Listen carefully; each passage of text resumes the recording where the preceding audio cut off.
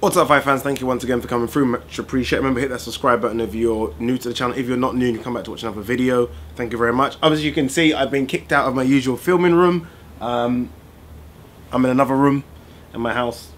It doesn't feel quite right being in here, I can't lie to you. I need my filming room back. That over there is my dog cage. I have a dog. I will show you the dog later. I bought a dog, which is really pissing me off because it's shitting and weeing everywhere and it's starting to bite as well. So I have a dog. Might not have a dog for too long. Joking. I have a dog. I'm going to keep my dog. Alright, let's talk boxing. Luis Ortiz. Call me crazy, but I thought Luis Ortiz was suspended. I thought Luis Ortiz was suspended for taking banned substances that he said were for high blood pressure, which is a lot of bullshit. I like Luis Ortiz.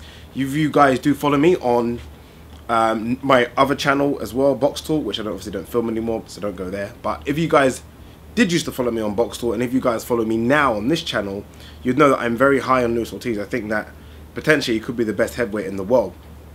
But nonetheless, this is a guy that has failed 2 drug tests now. Remember, he got popped after fighting Latif Coyote. That was, what, 3-4 years ago, and that fight got turned into a no contest. Stopped Cody in the first round, I believe. And then he got obviously popped now again prior to fighting Deontay Wilder, a fight that I think was going to be fantastic in terms of the alignment of the heavyweight division. I thought it was going to be a good fight to know who is number 1, 2, 3, and 4. Anyway, he obviously got provisionally suspended. I've got to correct myself. And upon WBC investigation, his suspension got lifted and he got a $25,000 fine, which is a smack on the wrist for a guy like Luis Ortiz that I'm sure earns 6 figures, maybe even high 6 figures for his events. Let's be honest, let's just call bullshit when bullshit needs to be called. So this is what really happened. So that's the story, right, that WBC are putting out there. Bear in mind that Tyson Fury is still potentially going to get a 4-year suspension for I don't know what.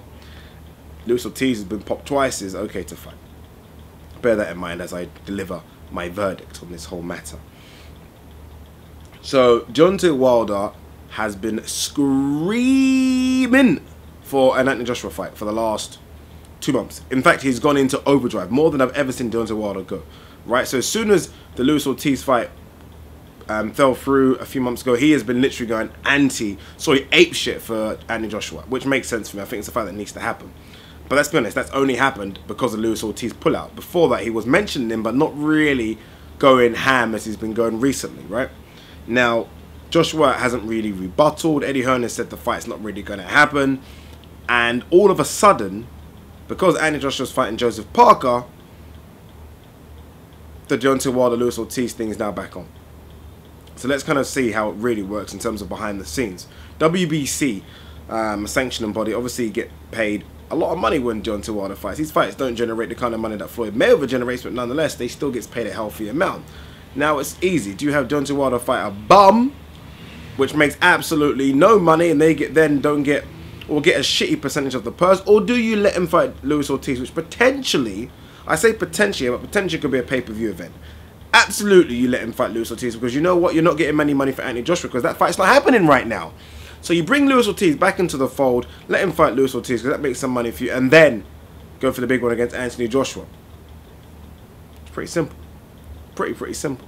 There's absolutely no way Luis Ortiz should be fighting. Oh yeah, dude, I mentioned that Luis Ortiz stopped his opponent in the 2nd round last night. Looked good doing so, but nonetheless, this is a fighter that has taken performance-enhancing drugs. I don't give a fuck what people say therefore, and he has been banned for nothing. He's been fined $25,000 for negligence. It's rubbish. It's rubbish. The WBC are fraudsters. Luis Ortiz versus Deontay Wilder makes them a bit of money rather than Deontay Wilder versus anyone else, because right now there is no one else, because obviously the one they really wanted was Anthony Joshua, but Anthony Joshua is going to fight Joseph Parker 31st of December. I mean 31st of March. I'll do a video about that in a minute. So unfortunately, drug cheats are allowed in boxing, clearly. I do think 80% of boxers do cheat anyway, so that's no news to me. But what is ridiculously unfair is that Tyson Fury, and again, I'm not saying he did or didn't do anything, is facing a potential 4-year ban for drugs, when Luis Ortiz, who's been caught twice, is free and fighting and potentially is going to fight the WBC heavyweight champion of the world and probably get £1 million. Sorry, $1 million. In fact, probably £1 million. Probably get paid about 1.3, 1.4 million which equates to £1 million, and it'll probably be on pay-per-view. And if he does win, my God, if he does win, he fights a unification fight with Anthony Joshua. This is a known drug cheat. Anyway, leave your thoughts, comments below. Peace.